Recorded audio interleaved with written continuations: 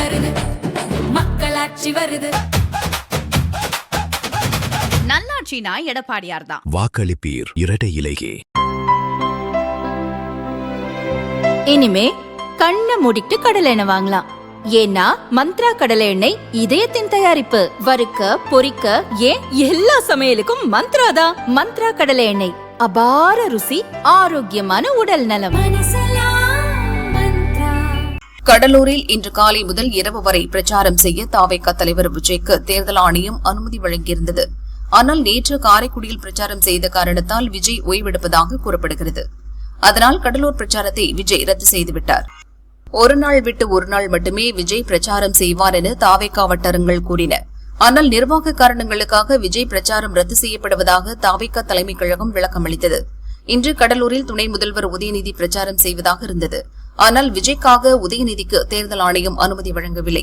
நேற்று காரைக்குடி வரை சென்றவர் அங்கு பிரச்சார பொதுக்கூட்டத்தில் பேசாமலே வேனில் இருந்தபடி மக்களை பார்த்து கையை அசைத்துவிட்டு திரும்பினார். பல மணி நேரம் வெயிலில் காத்திருந்த காரைக்குடி மக்கள் ஏமாற்றமடைந்தனர். விஜய் வருவார், பக்கத்தில் போய் பார்க்கலாம் என ஆவலுடன் காத்திருந்த கடலூர் மக்களும் ஏமாற்றமடைந்துள்ளனர். வரும் 13ஆம் தேதி கும்மிடிப்பூண்டியில் நடக்கவிருந்த விஜய் பிரச்சார நிகழ்ச்சியும் ரத்து செய்யப்படுவதாக அறிவிக்கப்பட்டுள்ளது. இதனால் கும்மிடிப்பூண்டி மக்களும் ஏமாற்றமடைந்துள்ளனர். ஸ்டாலின், எடப்பாடி பழனிசாமி போன்ற தலைவர்கள் பகல் இரவு பாராமல் களத்தில் இறங்கி பிரச்சாரம் செய்து வரும் நிலையில் விஜய் கஷ்டப்படாமல் முதல்வராகலாம் என கணக்கு போடுகிறார். அது நடக்காது என பலரும் குற்றம் சாட்டுகின்றனர். இப்படிப்பட்ட சூழலில் விஜய் பரபரப்பு அறிக்கை ஒன்றை வெளியிட்டுள்ளார். அதில் கூறியிருப்பதாவது: என் நெஞ்சில் குடியிருக்கும் தோழர்கள் அனைவருக்கும் வணக்கம். வாகை சூடும் வரலாறு திரும்பும் பயணத்தில் உங்கள் ஒவ்வொருவரின் பங்களிப்பும் அளப்பரியது, இன்றியமையாதது. மாற்றத்திற்கான முதன்மை சக்தியான நாம் நமது வெற்றி பாதையில் சரியாக பயணித்துக் கொண்டிருக்கிறோம்.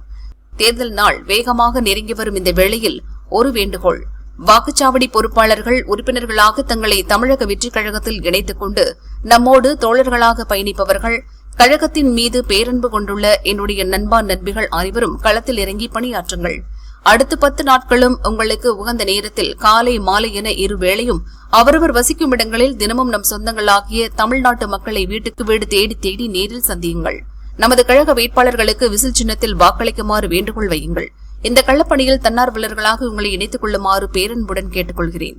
மாநில மற்றும் அனைத்து நிலை மாவட்ட கழக நிர்வாகிகள் நமது கழகத்தின் சார்பாக போட்டியிடும் வேட்பாளர்களுக்கு முழுமையான ஒத்துழைப்பை தாருங்கள்.